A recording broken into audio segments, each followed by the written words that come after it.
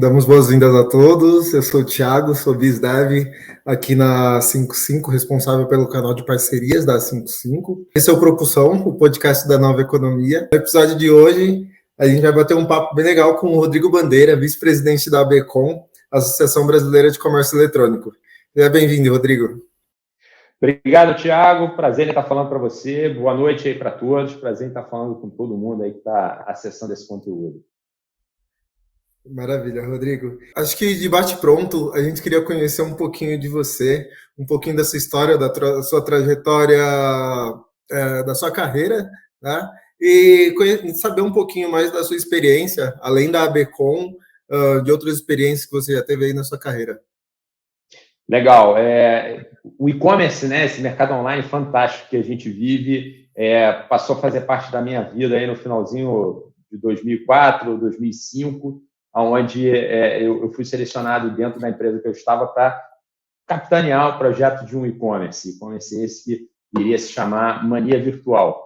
E aí começava um desafio numa época do e-commerce nacional, onde toda a tecnologia era extremamente diferente do que a gente tem hoje, toda a parte realmente de funcionalidades de colocar um site no ar era infinitamente diferente. Não era tão plug and play como você tem hoje com as plataformas, eram projetos, era desenvolvimento, levava meses e tinha vários erros, acertos, e até colocar a coisa para funcionar na sua plenitude demorava e dava bastante dor de cabeça. Mas foi um momento maravilhoso de já ter contato com esse mercado que já existia no Brasil e estava vindo aí em evolução. E aí minha trajetória começou no online nessa época, onde a gente passou por várias etapas do comércio eletrônico brasileiro, onde você tinha comparadores de preço que dominavam a cena, né? Era o envio de propaganda da sua loja pelo e-mail marketing e os comparadores de preço que, né, dominavam a cena. Depois você tem aí publicidade online, né, nos principais portais,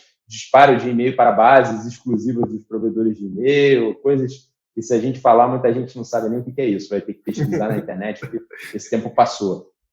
E isso foi uma experiência muito bacana, foi uma experiência incrível que fez com que eu vivenciasse momentos do comércio eletrônico no Brasil que dão hoje destino e que explicam muito do que a gente está fazendo hoje, essa questão do marketplace, da omnicanalidade, do omnichannel. Então, foi uma trajetória de crescimento onde eu colecionei vários momentos aí de muito aprendizado, várias amizades que eu coleciono até hoje, que me acompanham nesse mercado online, né? E aí, na sequência, saindo aí do varejo online, há cerca de 5 anos atrás, eu ingressei do outro lado da mesa, prestar serviço para o varejo online, né? Que é tão bacana, é tão interessante quanto, e hoje eu cuido da operação logística de várias empresas aí, varejistas estabelecidos no estado do Rio de Janeiro.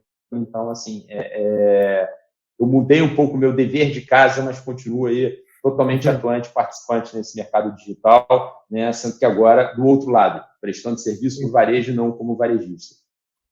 Legal. E na ABECom, bom, hoje você ocupa a cadeira de presidente, né? Quando você chegou ali na ABECom, como foi essa jornada aí até se tornar presidente da Associação Brasileira de Comércio Eletrônico? Bom, só fazer uma pequena correção, assim, vice-presidente, né? O presidente é o Maurício, foi fundador, que fundou a ABECom no ano de 2012, já ali muito preocupado com o movimento do mercado e com a ausência de uma entidade que pudesse sair em defesa, né, dos interesses da categoria, né? Já existia outra entidade também muito respeitada, muito bacana, que é a Câmara Enet, mas a ABECom veio seguindo um outro caminho, uma outra militância também em pró do varejo online, em pró daqueles que prestam serviço para o varejo online, e o Maurício, em 2012, né, surge com a ABECom, e em 2013, muito honrado, me convida, né, a gente já tinha uma relação de amizade, de mercado, por empresas anteriores que ele passou e que eu estava, e aí ele me convida em 2013 para assumir e capitanear a direção regional da ABECom no estado do Rio de Janeiro, né, envolvendo essa questão de capacitação, de construção de eventos, de construção de conteúdo para esse mercado que ainda estava em formação, e surgiu aí a minha participação na ABECom em 2013, que em 2015, 2 anos mais tarde, só dobrou a aposta, dobrou a responsabilidade, onde eu também fui convidado a assumir a vice-presidência nacional da associação, e que me honra muito trabalhar com grandes profissionais que compõem a ABECOM e também com esse desafio permanente que é você ter aí a defesa do segmento, o desenvolvimento de melhores práticas e toda essa questão aí que envolve esse mercado no Brasil, que cresce e cresceu ano passado em números aí extraordinários. Não, sem dúvida. A gente olha os números do mercado de e-commerce e marketplace e, assim, é estrondoso o crescimento. E aí, esse tipo de associação, de agente de fomento a esse crescimento, é sempre muito importante aí para todo o mercado em ascensão. Falando um pouquinho de ABECOM, hoje, como que vocês estão divididos ali nas diretorias? Eu sei que tem uma diretoria cuidando de cada etapa ali do processo, tem um diretor de logística. Como que vocês estão divididos aí dentro da ABECOM? Bom, com o desenvolvimento do próprio mercado no Brasil, né, já existiam diretorias regionais, a diretoria de marketing digital, jurídica, de meios de pagamento, e aí foram sendo incorporadas outras diretorias, a de logística, que hoje é fundamental, extremamente importante na operação de qualquer empresa que venda online, seja ela maior ou menor. Também se desenvolveu a diretoria de marketplace, a relação com a indústria, através da diretoria com a indústria, porque é um pouco recente no Brasil, a indústria entrou também para participar aí diretamente no e-commerce. Então, assim, hoje a gente tem diretorias específicas, está presente em 11 capitais, e desenvolvendo cada vez mais o profissionalismo, as boas práticas e tendo uma interlocução com os poderes, seja o governo federal, seja o governo estaduais ou municipais, em pró sempre de defesa do setor, dessa integração, da conscientização, né, da importância do segmento e de quais são as suas necessidades para pleno funcionamento. Pô, legal, Rodrigo. E aí, justamente nesse ponto político, que a gente sabe que é sempre ter uma associação ali lutando ali pelas demandas ali de determinado segmento, é sempre muito importante ali no ambiente político que a gente tem, que é sempre muito conturbado. Hoje, o que você, assim, nesse último período, imagino que a ABECOM tenha tido que participar de diversas ações ali com governos, prefeituras, etc. Vocês tiveram aí, o que você consegue me passar de últimas ações que foram importantes, que foram impactantes, que teve o dedo ali da ABECOM auxiliando ali os empreendedores ali do mercado de e-commerce? Claro, a ABECOM, ela é independente de gestão governamental, né? Ela defende um segmento que naturalmente cresce a 2 dígitos aí, ano após ano, desde o seu início de operação mais robusta em nosso país. E que a gente pode apontar aí como situações que foram diferenciais. A gente teve aí, alguns anos atrás, aí uma paralisação nacional de caminhoneiros, onde a ABECOM ela atuou junto a poderes locais para que, após retomada e a normalização do abastecimento dos caminhoneiros, né, veja bem, a ABECOM não é uma entidade que tenha fins políticos, então, assim, a gente pouco poderia interferir na greve de caminhoneiros que estava em curso. Mas a gente simplesmente se antecipou, junto a poderes municipais, principalmente, para buscar uma conscientização de pequenas modificações dos horários de circulação de entrega de cargas, dos horários de abastecimento, para que, após o fim oficial da greve de caminhoneiros naquela ocasião, né, o abastecimento pudesse ser mais rápido, as entregas da internet pudessem retomar o seu fluxo normal, aquelas que já estavam, porventura, atrasadas, pudessem ser entregues o quanto antes e as demais pudessem aí, se aproximar.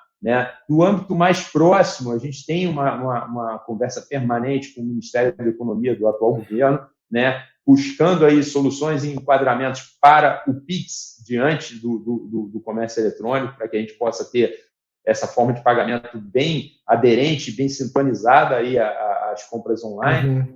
E também, não menos importante, a gente participou de alguns debates e discussões com o BNDES e outras entidades a respeito de uma possível privatização da empresa de Correios. Então, assim, a nossa proximidade com o governo ela é atualmente muito boa e a gente tem essa interlocução sempre com governos estaduais, municipais e com o governo federal ano após ano, buscando levar essa informação da importância do setor, quais são as suas necessidades, né, e eventualmente fazendo aí essa interação. Por exemplo, ano passado, 2020, com a restrição e fechamento de comércio, você tem aí vários empresários que têm suas operações de e-commerce sediadas em lojas físicas, e essas, por sua vez, estavam concentradas em galerias, em shoppings, em centros comerciais, que foram determinados a fechar.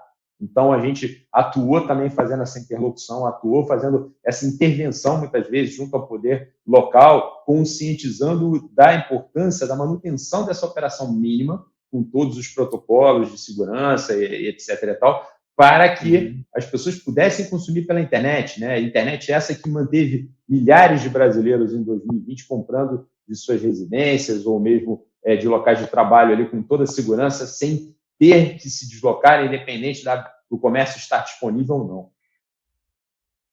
Maravilha, era justamente um ponto que eu ia questionar em relação à pandemia, como que tinha sido essa atuação ali da Becom, e é um movimento que foi muito grande, acho que é o principal movimento ali no mercado de e-commerce, né, no ano de 2020, é aquele empreendedor que teve sua loja fechada e que teve que gerar uma alternativa para não quebrar, para não fechar as portas, né, e teve que migrar para o mercado de comércio eletrônico.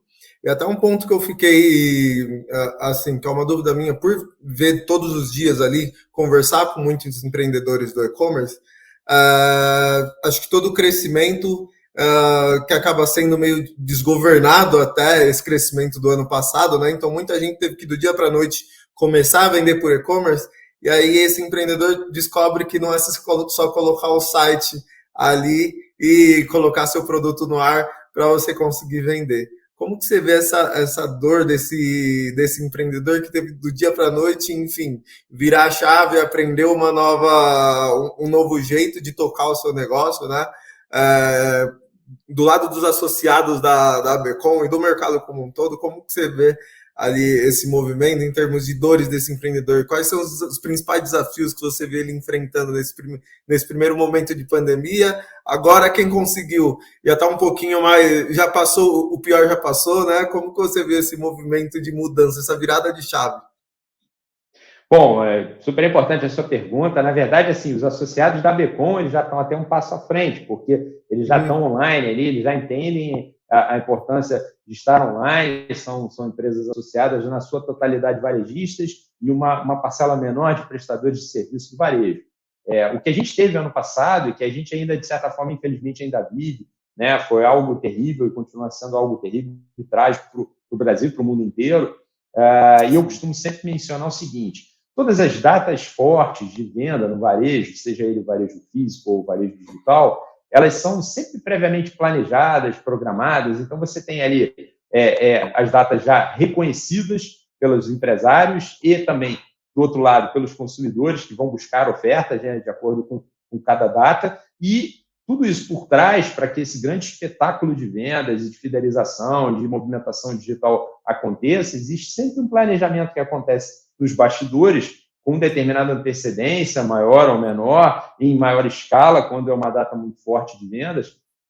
E tudo isso é feito sempre com planejamento, para que tudo corra bem, para que tudo aconteça na medida certa e consumidores venham à loja e mais consumidores saiam com a sacola ali no seu carrinho de compras digital e os produtos, né, sejam entregues perfeitamente. O que a gente viveu a partir de março de 2020 foi algo que nenhum de nós nunca tinha passado, ou vivenciado, ou presenciado, e aonde a natural e até prudente decretação de fechamento do comércio para evitar a circulação de pessoas e consequente contaminação, ela foi algo inédito. Então, não houve planejamento prévio, nem por parte do varejo, nem por parte das pessoas que poderiam estar comprando, porque a massa de pessoas que fizeram a sua primeira compra foi muito intensa, muito grande, e elas tiveram que aprender a comprar imediatamente. E toda a cadeia que presta serviços para o segmento, né, principalmente a cadeia logística, porque a gente está falando de compras digitais, mas o logístico é o presencial, é o físico, é a pessoa no centro de distribuição separando aquela encomenda, é a pessoa que vai despachar aquela encomenda e é a pessoa que vai entregar a encomenda na casa do consumidor. Isso tudo não havia se planejado, não havia um planejamento prévio. Então, como lidar com essa condição inédita e, ao mesmo tempo, né, não ter rupturas, não ter ali problemas e colapsos na cadeia? Então, assim, a gente pode afirmar que a pronta resposta do comércio eletrônico, assim, a partir de março, até pouco mais do que o meio do ano, foi excelente, foi esplêndida, porque você teve ali uma demanda sendo atendida com estoques que haviam nas lojas, você teve o ingresso de novas lojas, que foi quase que na ordem de quase 160 mil novas lojas virtuais no Brasil em 2020, né? Se a gente, em condições normais, sem o Covid-19, certamente isso levaria alguns anos para que houvesse o ingresso dessas lojas virtuais e não bastante assim. A cadeia logística suportou bem, a cadeia de atendimento das lojas suportou bem, a cadeia de estoque provisionado ali para uma venda regular e até uma data próxima, que no caso de março seria o Dia das Mães, também respondeu muito bem. Então, assim, a pronta resposta do segmento foi brilhante, foi incrível. É claro que, depois de um certo tempo, com uma grande demanda depositada ali nas compras da internet, começam a vir rupturas de produtos, a escassez de determinados produtos, de determinadas categorias, que no mesmo ano de 2020 foram repostos e a roda continuou girando em alta velocidade. Então, assim, o setor respondeu muito bem. A gente teve aí um primeiro cenário, né? Me alongando um pouco na resposta, você teve aí os setores mais diretos, setor de farmácia, supermercado e pet, né, que despontaram na cena logo no começo, né? Mas na sequência você tem setores que também se surpreenderam com aquela demanda voltada para eles, que foi o setor de esporte e lazer. Você tem fechamento de academias, pessoas trabalhando em home office, precisando fazer das suas casas as suas vidas. Então, você teve aí essa natural migração e, não menos importante, setor de games e brinquedos, porque se você acha que é difícil transpor a nossa vida normal para dentro de casa, vamos transpor a vida normal para dentro de casa com crianças sem aula, precisando ter aula de casa ou sem aula. Então, assim, nessa loucura que se viveu, né, o comércio eletrônico teve um papel muito importante para manter as pessoas consumindo de casa, para manter as pessoas abastecidas e, não menos importante, o embarque até de abertura de postos de trabalho e de recrutamento de pessoas para atender esse aumento. Então, assim, a gente teve um papel muito positivo e a gente fica muito honrado, enquanto segmento, de ter podido empurrar a nossa economia para frente, ajudar aí o desenvolvimento econômico, até mesmo evitar o fechamento completo das empresas, porque Sim. Empresas sem condição de funcionamento físico, que não tinham sua identidade ou sua presença digital, tiveram que correr para esse caminho, talvez no primeiro momento efetuando vendas pelos canais aí do WhatsApp ou outros de mensagem, para no segundo momento estar online, mas tudo correu talvez aos trancos e barrancos, mas é porque essa expressão está muito associada a improviso e problemas, mas correu muito bem, sem um planejamento prévio. Não, sem dúvida. Eu acho que uma coisa que o empreendedor brasileiro sabe e sempre precisa o tempo todo é se adaptar, né? Então, acho que a gente conseguiu se adaptar muito bem. E o mercado de e-commerce e marketplaces, então, comércio eletrônico, ele foi quase o álcool gel da economia brasileira, né, Rodrigo? Dentro dessa entrada de várias novas lojas entrando aí no mercado, você citou aí quase 160 mil, a gente tinha um dado que, o mercado cresceu quase seis anos em né, nesse período de pandemia, e a gente teve a entrada, consequentemente, de muitos novos consumidores. Aquela minha mãe mesmo, hoje ela tem 60 anos, ela nunca tinha comprado nada online, hoje ela está olhando um tênis numa Netshoes, enfim, no Mercado Livre. Legal. Então, a gente teve esse movimento de entrada de novos consumidores e aí a gente parte muito para a experiência do cliente, né? Como que você vê esse mercado se adaptando também para não atender só essa galera essa geração Z, essa geração Y, essa galera mais jovem que já tem esse costume de fazer essa compra online, mas para conseguir abocanhar essa parcela de mercado que precisou, que era a principal, que não podia sair dentro de casa, que também começou a consumir no mercado eletrônico. Esse é um importante dever de casa que continua, tá? Não acabou aí com a lição da pandemia. Uma coisa que a gente sempre fala é o seguinte: sites com muita tecnologia são importantes para você ter ali uma compra facilitada, uma compra didática, mas essa didática precisa ir além, ela precisa atingir ali pessoas que não têm a menor intimidade com a internet, que até entram, navegam no site, mas não têm ali uma proximidade necessária e fundamental para efetuar um pedido. Então, assim, esse dever de casa permanece. Eu acho que assim, a internet se consolidou como um canal seguro também para o ingresso de milhares de pessoas que tiveram que recorrer à internet no ano 2020, perceberam a segurança de compra, perceberam o quanto dá para se comprar sem sustos, recebendo com toda a comodidade em casa e muitas vezes realizando até uma economia de preço. Então, isso tudo ficou, é um legado que o comércio eletrônico, sem sombra de dúvidas, continua carregando e vai carregar, porque agora você tem aí, mesmo que tímida, uma retomada econômica, você tem a reabertura natural que, se Deus quiser, está acontecendo, mediante aí o avanço da vacinação e essa etapa terrível da humanidade sendo superada aqui e no mundo. Então, assim, esse legado fica, as empresas estabeleceram aí sua participação, conquistaram milhares de novos clientes, mas esse dever de casa é permanente, né? É aquela básica e breve pergunta que todo site deveria ter na sua página principal, na sua homepage, é a sua primeira vez comprando aqui? Saiba como, né? As pessoas estão dispostas, estão inclinadas, elas só têm, às vezes, uma dificuldade e até mesmo, às vezes, uma barreira social de assumir que não sabem comprar na internet, né? Vulgarmente, elas utilizam ali o e-mail, o WhatsApp no telefone, né? E se consideram incluídas digitalmente. Mas aí tem esse passo a mais que é possível para qualquer um e deve ser cumprido, porque é uma experiência que é um caminho sem volta. Não, sem dúvida. Acho que, assim, com esse mercado crescendo, a concorrência também cresce. Então, quem vai se diferenciar de fato é quem conseguir trazer aquele atendimento, aquela empatia que você tem no atendimento em loja, né? Você conseguir trazer para a usabilidade de um site, para a facilidade ali que você tem do usuário dentro de um site, né?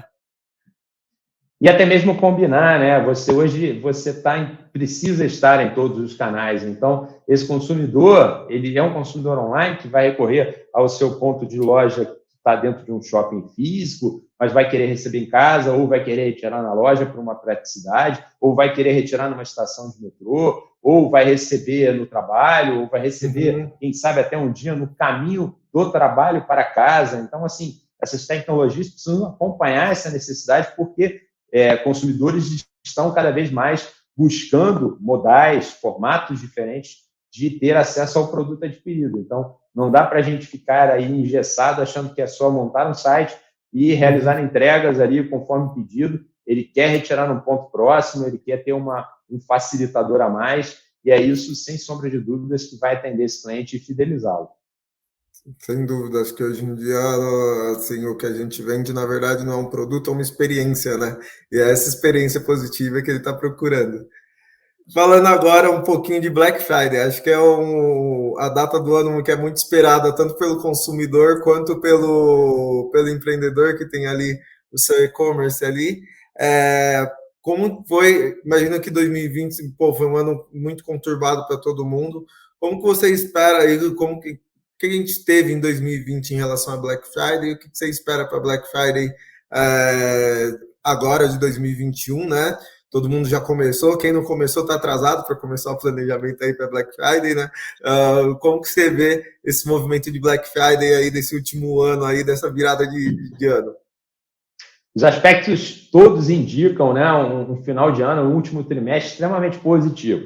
Você tem, além do Black Friday, rapidamente saindo, você tem Dia das Crianças e você tem o Natal, né? A não realização das cerimônias das confraternizações, vamos chamar assim, de Natal em 2020, pela possibilidade de você ter aí uma contaminação e a distância, né? De certa forma, eliminam um pouco aquela necessidade da aquisição da lembrancinha, do presente. Essa retomada ao normal, ela certamente impulsiona aí o consumo, e para a internet, o Black Friday 2021, sim, tem uma expectativa muito positiva. Eu acho que assim, a gente esbarraria em fatores que fogem o controle dos lojistas e fogem, eventualmente, o controle da gestão governamental, que é a questão do fluxo de importações, como isso funciona em países que originalmente demandam produtos para o Brasil e até mesmo matéria-prima. Então, assim, a gente tem uma dependência que está mais externa do que interna. Internamente, com a retomada aos poucos, você tem a retomada aí também dos postos de trabalho, né? Você tem aí a roda da economia começando a girar novamente, e isso, sem sombra de dúvidas, vai impulsionar o consumo. Então, assim, a expectativa é positiva. O último trimestre é um trimestre muito forte de vendas. Acompanhado de vendas, você tem geração de empregos que, num primeiro momento, podem ser temporários, mas depois, com a própria continuidade e essa reabertura e a situação econômica voltando a respirar melhor, certamente se tornam de temporários permanentes. Então, assim, a gente está muito otimista e o que a gente praticou como experiência, como você mesmo falou, em 2020, né, nos validou a ter um ano 2021 aí de grande força das vendas na internet, e a própria disponibilidade de produtos e serviços que aumentou muito no ano passado, né, vai estar esse ano aí disponível de uma maneira previamente planejada e tudo para atender essas datas fortes. Então, é otimismo na veia. Então, acredito que, assim, quem não se preparou, por favor, não durma de hoje para amanhã, se prepare. Quem se preparou, continue muito engajado no planejamento. E consumidores, aquela dever de casa básico, né? Faça uma lista do que efetivamente você vai buscar, comece a acompanhar os preços aí com uma certa antecedência, faça um bom planejamento e boas compras, é isso. Maravilha. E nesse ponto, justamente para o consumidor, recentemente, essa semana, a gente teve essa questão do aumento de IOF, a gente tem uma inflação alta. Como que você vê esse impacto aí agora nesse último trimestre também, no comportamento de compra ali dos consumidores ali, até impactando ali nessas datas? Como que você enxerga aí essas questões financeiras aí em relação ao mercado de comércio eletrônico? Bom, você tem alguns impactos externos que, sem sombra de dúvidas, influenciam o comércio eletrônico, influenciam o comércio físico também, né? A questão do aumento de combustíveis, o comércio eletrônico tem aí um ponto sensível, que é a questão do encarecimento de frete, da questão das entregas, etc. e tal. E aí, de forma mais ponderada, você vai ter, talvez, menos empresas realizando frete gratuito, ou as regras de frete gratuito vão ser não tão flexíveis, porque, sem sombra de dúvidas, você encarece as entregas com o encarecimento aí dos combustíveis. A questão do dólar também, ela influencia demais algumas atividades, então você tem o câmbio aí interferindo, mas desde sempre, não é de hoje isso, interferindo nessa questão do consumo de determinadas categorias de produtos e produção, enfim. Mas, sem sombra de dúvidas, a pessoa eventualmente vai diminuir um pouco o ticket médio do que é comprado, mas vai retomar esse consumo, né, aos poucos, principalmente na iminência e na oportunidade de você ter de novo aí uma confraternização natalina, como a gente tinha antes da pandemia, e é aquela coisa presencial que eu acho, sem sombra de dúvidas, será um momento muito especial para todos os brasileiros e no mundo inteiro. Então, essa necessidade de você ali comprar uma lembrancinha, um presente, isso vai estar latente nas pessoas e por isso, esses aspectos externos sempre tiveram impacto, agora talvez também, né, provavelmente terão, mas a gente tem aí uma linha de pensamento extremamente positiva e uma expectativa mais ainda em relação a essa força de vendas aí para o varejo online no último trimestre. Legal, Rodrigo. Rodrigo, a gente sempre olha muito para estratégias de captação de clientes ali, a gente sempre vai olhar para os grandes players e tentar ver o que eles estão fazendo. O pequeno sempre acaba olhando o que o grandão está fazendo para ver o que a gente consegue pescar. O que você vê de tendência ali dos grandes players do mercado eletrônico para conseguir atrair, abocanhar esse público, conseguir captar ali clientes para essa Black Friday? O que você vê de estratégia ali em alta? O que você vem conversando com o pessoal? O que você vê que é alta, que vai ser tendência aí para essa próxima Black Friday? Bom, pelo lado dos lojistas, né, essa migração e essa tendência ao marketplace, algo que já está acontecendo, já é um movimento que já acontecia antes, está ganhando cada vez mais força, até com a entrada de novos grandes players no mercado nacional. Então, isso aumenta essa possibilidade de vendas. Eu acho que, assim, tudo começa lá atrás, no planejamento, no plano de negócios, né? no rascunho fundamental lá no DNA de qualquer empresa que você precisa se planejar, precificar corretamente para poder também participar do canal de marketplace, né, dadas aí as operações mediante comissionamento. Do lado dos grandes players, cada vez mais eles estão investindo na entrega própria, cada vez mais em redução de tempo de entrega, né, o que atinge diretamente a recorrência de compra ali, e isso em datas fortes. O Black Friday ficou longo, né, no Brasil de uns anos para cá. Antigamente, alguns anos atrás, não muito, era uma data específica, o dia seguinte, 2 para frente, ponto. E aí começou a se voltar aí um dia antes, uma semana antes, um mês inteiro. Então, assim, nesse embalo que você tenta promover aí de consumo para esse consumidor que está online, o quanto antes você concretiza a experiência de compra de forma bem sucedida e faz a entrega ali, certamente você gera uma recompra, gera uma recorrência ainda no fluxo no calor da própria promoção ali, da data utilizada para catapultar esse consumidor para dentro da loja. E a tendência é cada vez mais de você ter pontos diferentes de expedição de produtos, né? O Omnichannel veio para ficar, então quem hoje antigamente tinha seu estoque ali dedicado para o e-commerce e lojas físicas espalhadas pelo Brasil com estoques totalmente apartados, hoje com tecnologia, né, fazem uma unificação aí desse estoque e expedem mercadorias, seja do seu CD principal ali dedicado ao e-commerce ou de uma loja de um shopping mais remoto possível, ganhando em prazo, ganhando em tempo, né, melhorando ali as suas condições de frete pela proximidade até para a própria loja, né, e para o próprio lojista, e isso ajudando nessa estratégia de captação de vendas. Então, tudo isso tem atingido de forma positiva esses consumidores aí que já eram propensos a comprar na internet ou já compravam, e até mesmo aqueles que continuam no movimento de entrar e começar a comprar pela internet, né?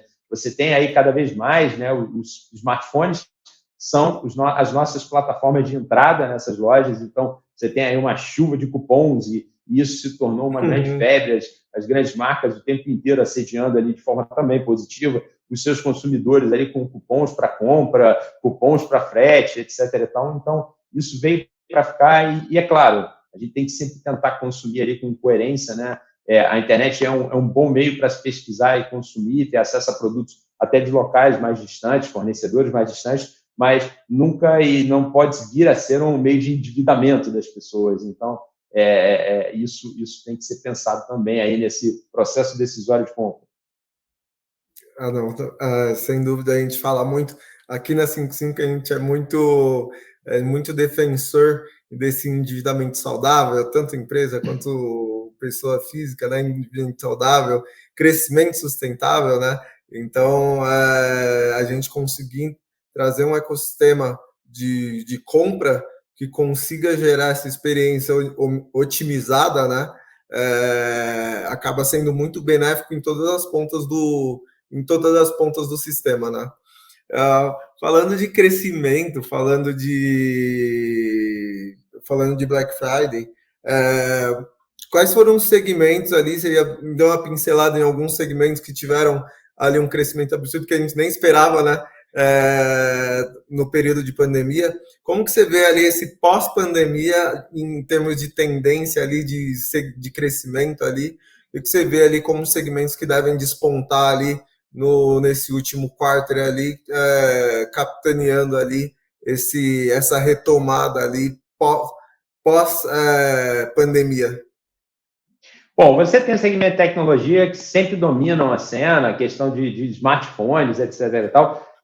Para quem está no segmento, a disputa é sempre muito acirrada, as margens são menores e você tem ali a própria defasagem da tecnologia que te impõe um ritmo de vendas acelerado, porque antigamente você tinha lançamentos ali com um time um pouco maior. Agora fica um atrás do outro e aí tem que gerar o estoque, porque ninguém quer comprar nada do modelo anterior e é a questão da compatibilidade, né? O segmento de moda vem tomando a cena, vem aumentando seu espaço no Brasil cada vez mais, né? Eu acho que assim, cuidados que o segmento de moda já toma e vai precisar tomar permanentemente é a questão da oferta correta do produto, na descrição ali do produto, porque é um segmento, pela falta de padronização de tamanho no nosso país, que tende a ter muitas devoluções, tende a ter muita troca, né? E o padrão de tamanho da loja A difere um pouco do padrão de tamanho da loja B. Então, assim, isso para o consumidor é um pouco confuso.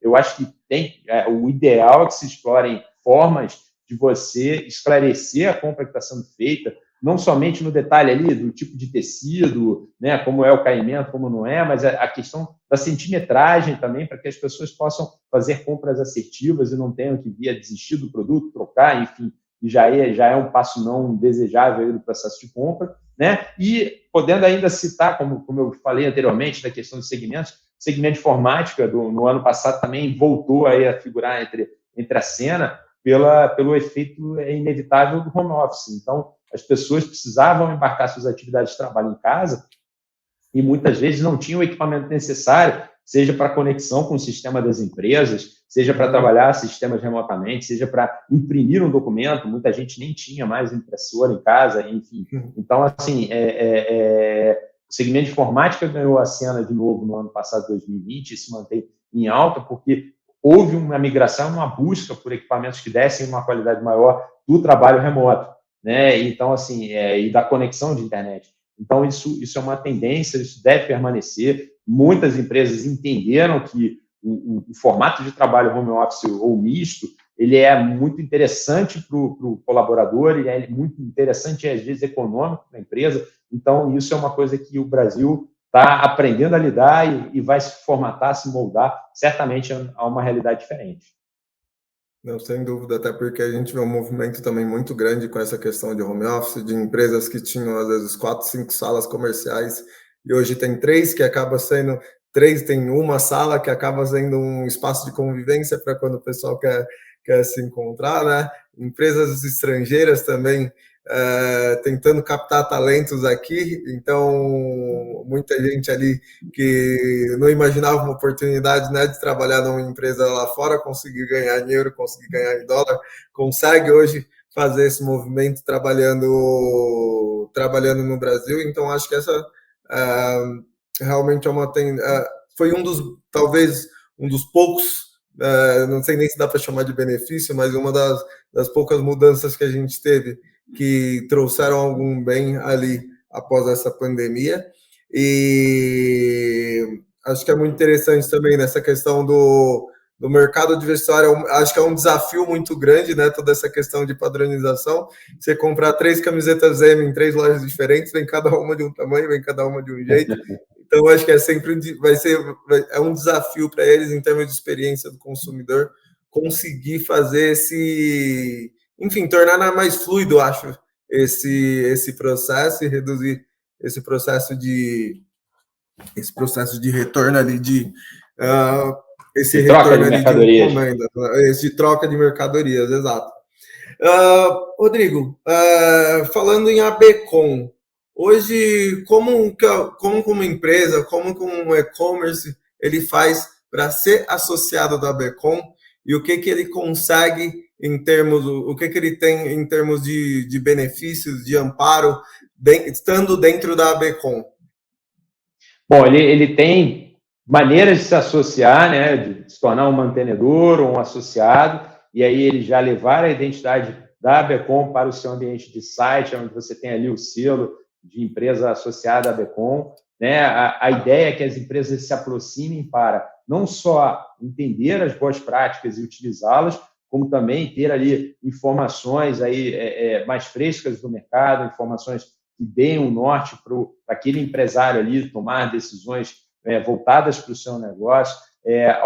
No passado, a gente teve aí algumas ações coletivas, seja para barrar aumento de frete, seja por questões tributárias também, que associados são contemplados e beneficiados com uma possível decisão ou com uma modificação. Então, assim, a gente faz esse chamamento para que as empresas se associem à ABCom, participem e colaborem com informações. É muito importante essa troca, né? Nós realizamos aí reuniões com grande frequência entre as diretorias específicas, as diretorias regionais, realizávamos eventos fisicamente nas capitais e pretendemos retomar isso entre esse ano e o próximo. Então, assim, essa troca, esse networking é fundamental, né? A dor de um empresário certamente já foi ou é a dor de outro empresário. Então, eu acho que esse diálogo, essa troca de informações, ela é vital, ela é fundamental para o seu negócio e até mesmo para nortear essas decisões futuras. Olha, já passou por isso com um determinado segmento, com um determinado fornecedor, com um caminho que se tomou, né? Isso facilita as escolhas, até mesmo de quem está ingressando. Então,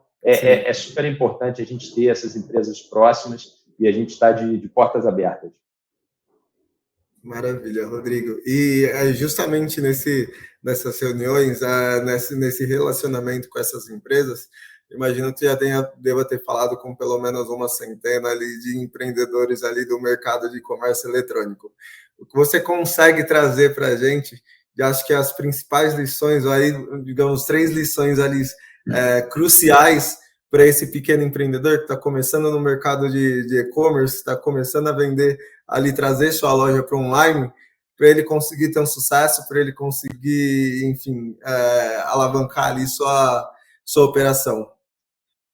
Seriam mais de 3, mas a gente vai lá e dá uma funilada. Tem algumas lições. Não, se você quiser dar mais de 3, pode dar mais de 3, não tem problema. A gente dá uma funilada nessas ideias e sugestões. Eu acho que, assim, a princípio de tudo, é você entender que se você já é um empresário bem sucedido no segmento de vendas físico, você precisa adquirir conhecimento, se capacitar ou capacitar pessoas ou contratar pessoas capacitadas, que é o melhor dos mundos, né? Se você tem ali uma verba destinada para isso, para que possam conduzir o online, é uma diferença muito grande.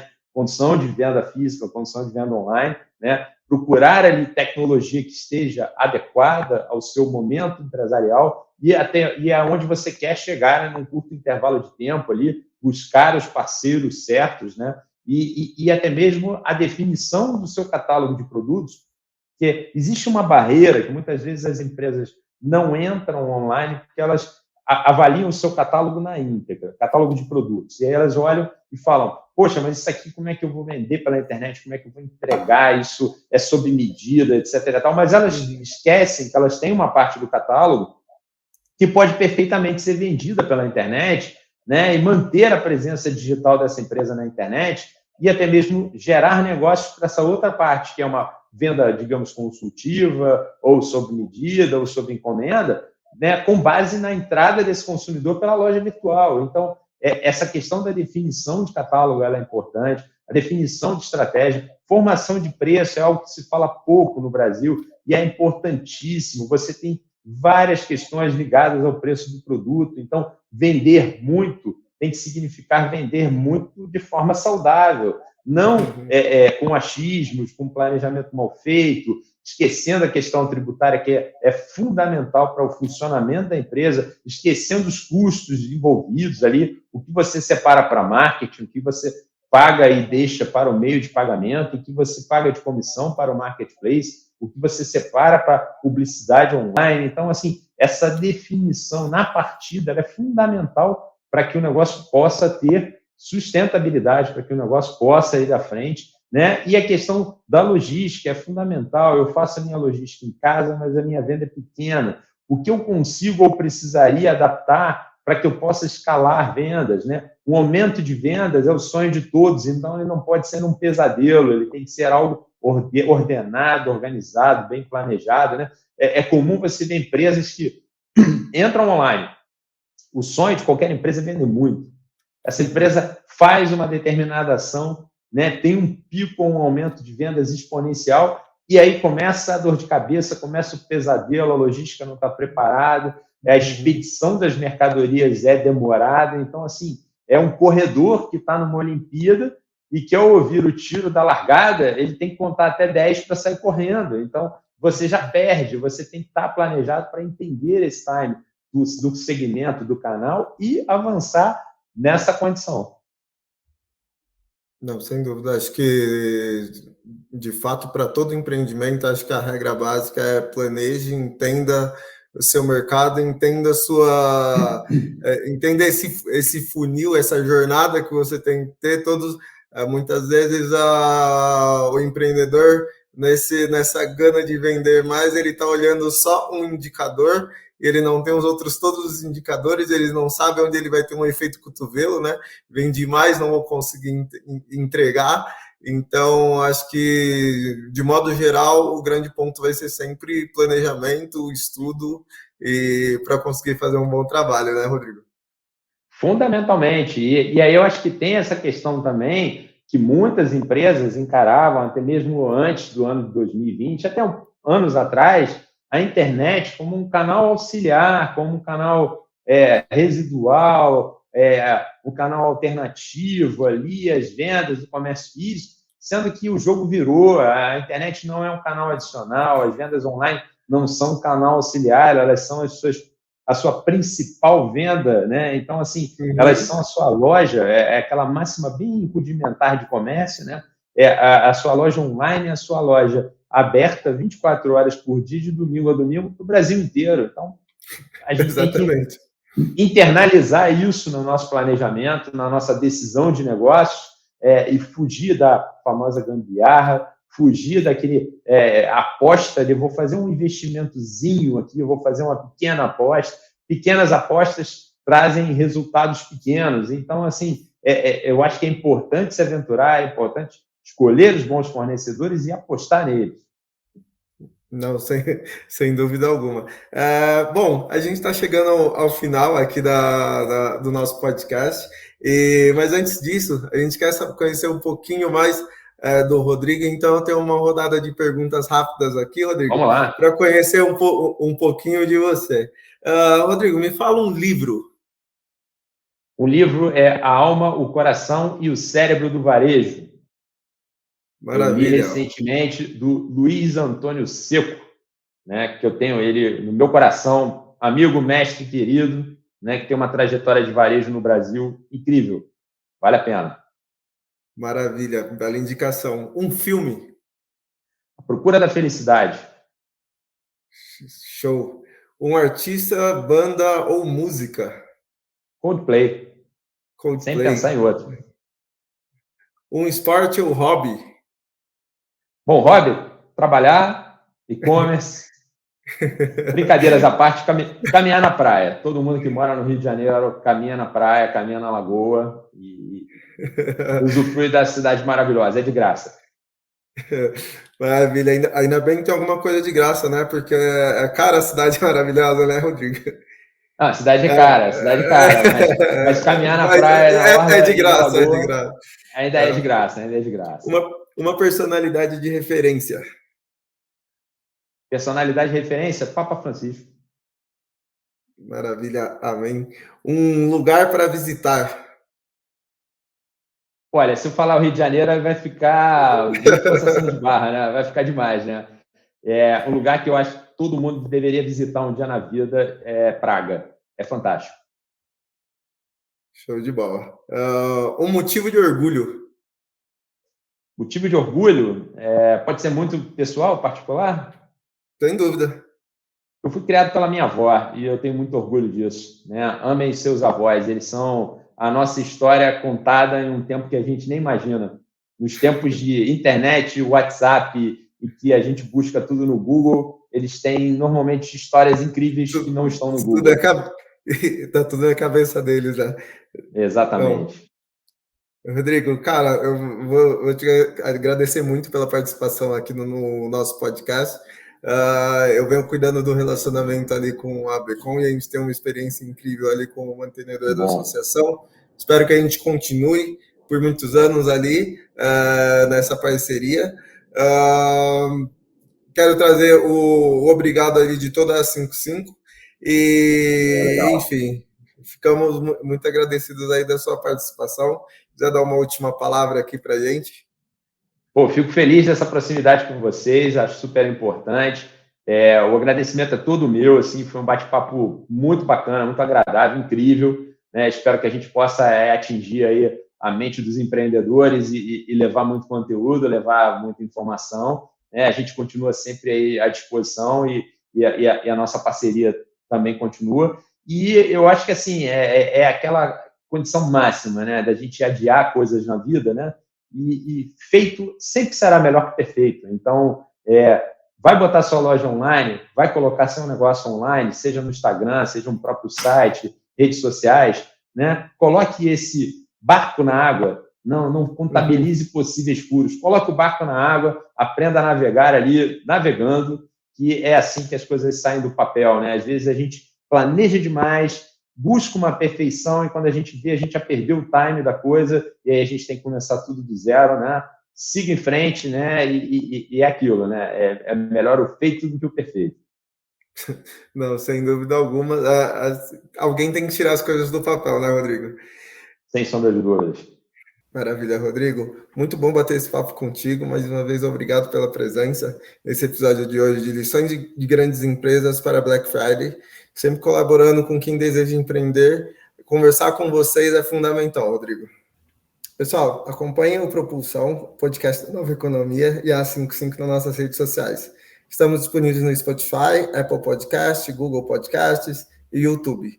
Não esqueça de se inscrever no nosso canal no YouTube, da 55, e seguir o Propulsão no Spotify. Até o próximo episódio. Obrigado, Thiago. Obrigado a todos. Sucesso, pessoal.